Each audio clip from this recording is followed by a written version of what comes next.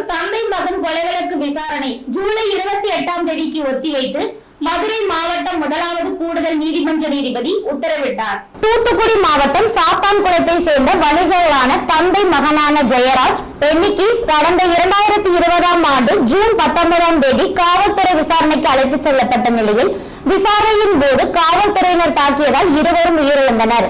இந்த கொலை வழக்கில் சாத்தான்குளம் காவல் நிலைய பணி நீக்கம் செய்யப்பட்ட ஆய்வாளர் ஸ்ரீதர், உதவி ஆய்வாளர்கள் பாலகிருஷ்ணன், ரகு கணேஷ், தலைமை காவலர்கள் முருகன், முத்துராஜா, செல்லத்துறை, தாமஸ் பிரான்சிஸ், வெயில் முத்து ஆகியோர் 9 பேரின் மீது சிபிஐ தரப்பில் 2 கட்டமாக 2427 பக்க குற்றப்பத்திரிகை தாக்கல் செய்யப்பட்டது.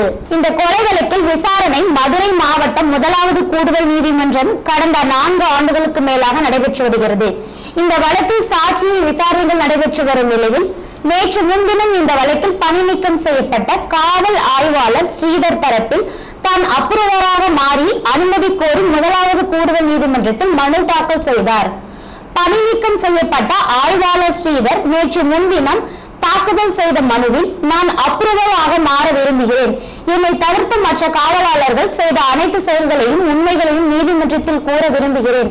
எனது மனசாட்சிக்கு கட்டுப்பட்டு தந்தையும் மகனையும் இழந்த குடும்பத்திற்கு நீதி கிடைக்க வேண்டும் என விரும்புகிறேன்.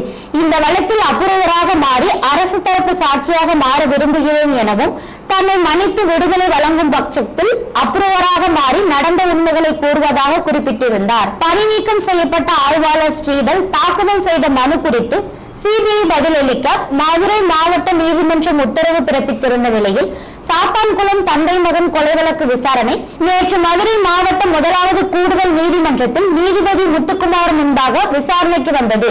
இந்த வழக்கில் நேரில் ஆஜராகுவதற்காக மதுரை மத்திய சிறையில் இருந்து பணி நீக்கம் செய்யப்பட்ட ஆய்வாளர் ஸ்ரீதர் பாதுகாப்புடன் நீதிமன்றத்திற்கு அழைத்து வரப்பட்டு ஆஜர்படுத்தப்பட்டார். அப்போது ஸ்ரீதரின் அப்புறவராக கோரி மனு மீதான விசாரணையின் போது ஜெயராஜ் பென்னிக்ஸ் குடும்ப உறுப்பினரான செல்வராணி தரப்பு மற்றும் சிபிஐ தரப்பு கடும் எதிர்ப்பை தெரிவித்த நிலையில் தந்தை மகன் கொலை வழக்கு மற்றும் ஸ்ரீதர் அப்புறவராக கோரிய மனுக்கள் வரும் ஜூலை 28ஆம் தேதிக்கு ஒத்திவைத்து நீதிபதி முத்துக்குமரன் உத்தரவிட்டார்.